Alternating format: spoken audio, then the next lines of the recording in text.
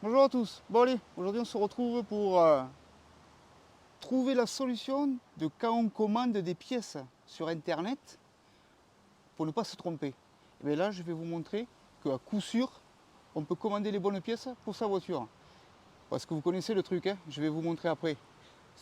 Il y a, pour une seule voiture, il y a des millions de pièces, machin et tout. Et c'est impossible de savoir si c'est la bonne ou pas avant d'avoir démonté la voiture. Tiens, la petite jaune là, je t'en parle en fin de vidéo pour tous ceux qui suivent. Je vous en parlerai en fin de vidéo, au moins vous saurez ce qu'elle en est. Bon, tu vois par exemple, tu commandes ça et tu reçois ça. Bon là c'est pas vrai, hein. Ça c'est juste une illustration. Donc là dans cette vidéo, je vais te montrer comment à coup sûr, quand tu commandes des pièces, que tu reçoives les bonnes pour ta voiture. Bon, il faut avoir un petit peu de jugeote aussi, hein. On va utiliser un logiciel pour ça. Alors tu vois, pour ces références que je te disais, on va se pencher sur un logiciel qui est bien spécifique, que se servent généralement les magasiniers ou autres. Ce logiciel va te permettre de pouvoir trouver la référence exacte que tu as besoin pour ta voiture. Par exemple, pour une plaquette de frein, tu auras juste la référence à taper chez Autodoc ou ailleurs et ça te donnera directement la référence que tu as besoin pour ta voiture. Donc là, je ne vais pas te montrer comment on installe le logiciel machin et tout, ni rien. Je vais te donner le lien pour pouvoir le télécharger. Alors attention, c'est gros, hein. Ça fait 32 Go, c'est énorme. Mais ça te permettra d'avoir le logiciel sur ton PC Windows. Dedans, dans le dossier, il y a tout ce qui est expliqué pour l'installer. Voilà. Donc ne me pose pas des questions sur l'installation.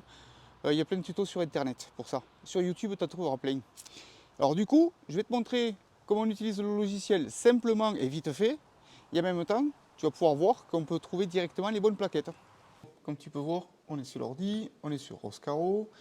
Et par exemple, on va prendre un exemple pour les disques de frein. Comme tu peux voir, il y en a toute une ribambelle à choisir entre le prix et les références. Alors, hop, on va prendre vite fait les deux premiers pour que tu puisses comprendre. Tu vois, par exemple, là, on est sur une paire de disques de frein avant pour la 405 en 266 mm, ventilé percé. Et là, on est sur des 247 mm en ventilé lisse. Bon, alors, ventilé lisse, ok, mais par contre, il y a une référence en 266 mm de diamètre et une en 247. Et le problème, sans que tu aies démonté tes disques, comment tu fais pour savoir? Ben c'est ce qu'on va voir.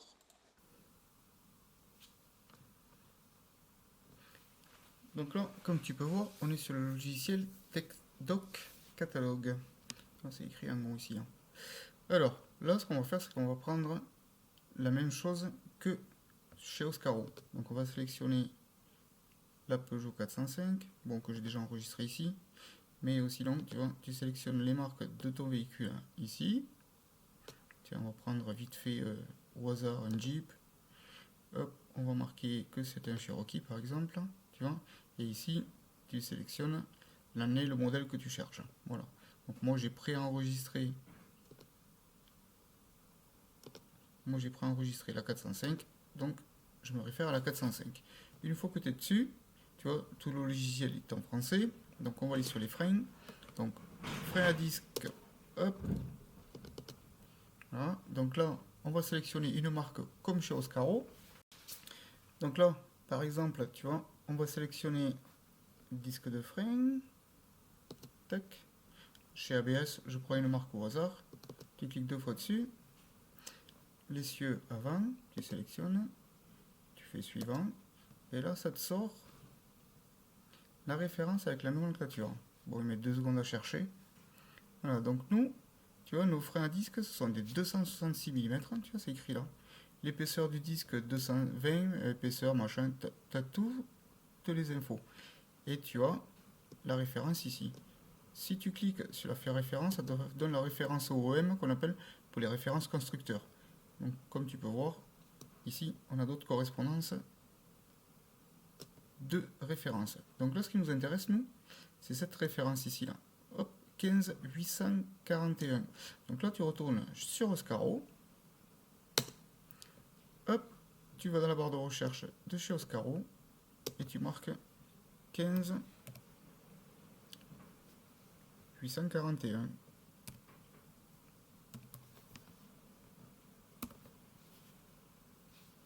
Hop, et voilà, tu te retrouves avec les freins à disque pour le 405. Tu vois, la marque ABS. On retourne sur le logiciel. Hop, la marque ABS, ici. Attends, on va revenir un petit peu en arrière. On revient en arrière, tu vois, la marque c'est ABS. Et la référence 15 881. Et quand tu retournes sur Oscaro, tu te retrouves avec la marque 15 881. Et quand tu cliques sur le descriptif du disque, on se retrouve avec des disques en 266 mm. Hop, 66, machin. Bon voilà, tu as toutes les correspondances par rapport au logiciel, ici. Tu peux pas te tromper. Et ça fonctionne pour tout. Le secret de ce logiciel, c'est de choisir exactement le modèle pour ta voiture. Je vais te reprendre le cas. Je vais te reprendre le cas de la 405, tu vois, par exemple. Peugeot. Et là, on va bien sélectionner la 405, mais tu vas voir, pour la 405, il y a pas mal de modèles. Donc tu vois, tu as plusieurs modèles. 405 phase 1, phase 2, phase 1 en break, phase 2, ainsi de suite. Donc moi sur la carte grise, c'est bien marqué que c'est une 15B. Par contre, dans la motorisation, regarde ici. Tu vois, j'ai la 405, 1.4, 1.6, 1.6, machin. Donc nous, on a une 4.4. Tu vois, c'est celle-ci. Pour moi. T'en as deux de version 4.4, tu vois. T'en as une ici, du 0788 au 1292, et t'as une autre en dessous, de 90 à 92. Il y a eu deux modèles de version 4.4, on va dire. Donc ça veut dire que ce sont des pièces différentes au montage. Donc moi, elle est 89 la mienne, donc je sélectionne bien ce modèle-là. Et non pas de 90 à 92, mais bien de 88 à 92. Et c'est là que je me retrouve avec les bonnes références pour ma voiture. Bon, bah écoute, voilà pour le logiciel. Pour l'installer, je te mets les liens dans la vidéo et tu n'auras plus qu'à les télécharger pour pouvoir te retrouver avec le même logiciel que moi. Alors, pour ceux qui ont l'habitude de me suivre, dans mes projets, il y en a plein, je sais, je suis au courant. Alors, l'une des voitures sur lesquelles je travaillais un petit peu en ce moment, c'était la 405. Donc là, la 405, on en reparle vite fait après, tu verras. Mais là, on va parler de la BM pour l'instant, pour commencer. Dans la dernière vidéo de la BM que j'avais faite, j'avais montré que j'avais raté la peinture à cause d'une bombe, machin. Bon, bref, je te mets le petit lien en haut à droite, là, ou dans le descriptif de la vidéo, et au moins tu pourras te replonger un petit peu vite fait dans l'histoire de la BM. Alors la BM, là, tu vois, le capot, là, il est tout jaune. Il est tout beau, il est tout propre. Je viens de le finir. Et je vais te montrer de plus près, au moins tu as des infos quand même si tu n'as pas la vidéo de suite, tu as au moins des infos quand même dessus pour voir le rendu. Allez, je te montre le coup du capot. Comme tu vas pouvoir voir sur la BM, là, j'ai repeint le capot au pétard. Et les deux rétros, le pare-choc avant et la calandre avant. Bon, je te montre pas le pare-choc et la calandre parce que ce sera la même chose que le capot et les rétros. Alors, tiens, regarde. Hop là! Tu vois, on va se poser là. On va se poser là et je vais te montrer un peu plus de plus près. Tu vas voir. Alors, tu vois le capot là? Il est peint, complet, vernis et tout. Il y a 3 couches de vernis dessus. Allez, tiens, je vais te montrer en gros comme ça. Je vais te faire un petit tour sur le capot du départ d'en haut là, vite fait. Tu vois?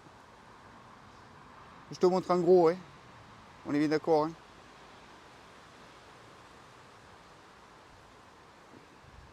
Je n'ai absolument aucun défaut sur le capot.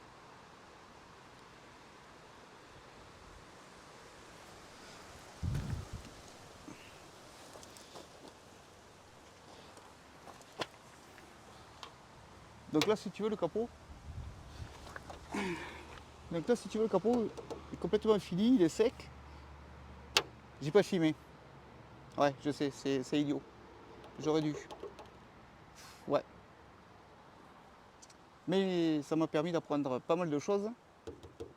Et je te montrerai dans une autre vidéo. Je t'expliquerai en peinture comment on fait. puisque j'ai réussi sur celui-là, en tant qu'amateur, parce que c'était la première fois que je peins un capot. Hein. La première fois que je peins un capot. Je te dirais aussi que j'ai pris les produits aussi. Parce que je pense que les produits ils font beaucoup. Et la personne à qui j'ai acheté les produits, c'est un professionnel qui vend ça sur internet et qui a une chaîne YouTube. Je te mettrai le lien de descriptif de la vidéo de chez lui ici, plus le lien où c'est que j'ai acheté la peinture sur son site perso. Et tu verras que même pour un non professionnel, en peignant dehors comme je fais, ben le résultat est plus que parfait. Déjà, la couleur de la voiture, c'est exactement la même. La même. Les ailes n'ont pas été peintes.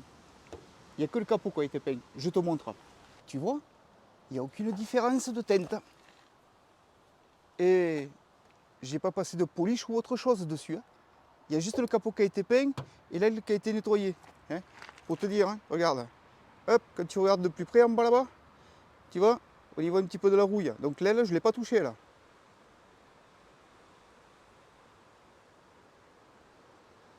Donc, les produits et les conseils de la personne avec laquelle j'ai travaillé sur ce projet de peinture, parce que la personne à qui j'ai acheté les produits, j'avais quelques doutes sur certaines choses. Je l'ai appelé au téléphone. Il m'a répondu de suite. Et en plus, il m'a répondu à mes questions de suite. Tu vois ce que je veux dire? Il répond au téléphone de suite et il répond aux questions de suite. Si tu vois ce que je veux dire, ce genre de service, c'est pas tout le monde qui le fait. Donc moi, je ne travaillerai plus qu'avec cette personne. Tu as vu le résultat du capot? Je vais te montrer les rétros. Tu vois les rétros? Il y a des défauts dessus. Hein. Ça, c'est moi qui étais nul à chier, que je les ai mal préparés. Par exemple, ici, il y a un trou ou deux. Ben, c'est moi qui ai mal préparé la surface. Hein. Ça c'est tant pis pour moi. Pour la 405, où c'est qu'on en est? Eh bien, par rapport à la dernière vidéo, on n'a pas avancé. Pourquoi on n'a pas avancé? Parce qu'il me manque juste un seul truc à faire. Enfin, il me manque deux choses à faire pour la passer au contrôle technique. C'est d'avoir un rendez-vous contrôle technique, mais il est en vacances. Bah oui, au mois d'août, il y en a qui prennent des vacances. Donc pas avant fin août, le contrôle technique, mais avant, il faut que je lui change les 4 pneus et que je lui répare la ligne d'échappement. Ça, on en parlera dans une prochaine vidéo aussi à suivre, comme l'ABM. De toute façon, les 2-3 prochaines vidéos, ça va être l'ABM et la 405. Et après, on repassera un petit peu sur autre chose. Je t'explique dans la foulée. Voilà où c'est qu'on en est pour la 405. Sinon, il démarre toujours pareil, nickel, machin et tout. Je ne l'ai pas nettoyé plus que ça. On verra. Voilà. On va la mener au contrôle et on verra. Bon, allez. On passe sur autre chose là.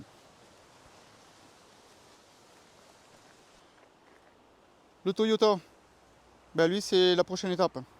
En septembre là, tout le mois de septembre je travaille dessus, il faut qu'il soit fini en carrosserie et peint. Voilà, donc il y a beaucoup de vidéos sur la carrosserie. Bon, allez, un dernier truc avant de se quitter. Si tu veux, je viens de changer un petit peu de matos pour filmer et pour le son aussi. Tu peux me dire dans les commentaires ce que tu en penses de l'image en général et de la qualité du son. Ouais, on a évolué un petit peu. C'est pour ça qu'il y avait pas mal de réglages à faire et tout avant. Et c'est pour ça que les vidéos ne sont pas sorties de suite. Bon, ben écoute, je te remercie de m'avoir suivi. Et je te dis à la prochaine. Semaine prochaine, il y a une vidéo mercredi ou jeudi. Soyez présents, de toute façon je la mettrai en première, au moins vous serez avertis tranquillement et vous pourrez venir checker ce qui se passe. Allez, je vous remercie d'avoir suivi, puis je te dis à la prochaine.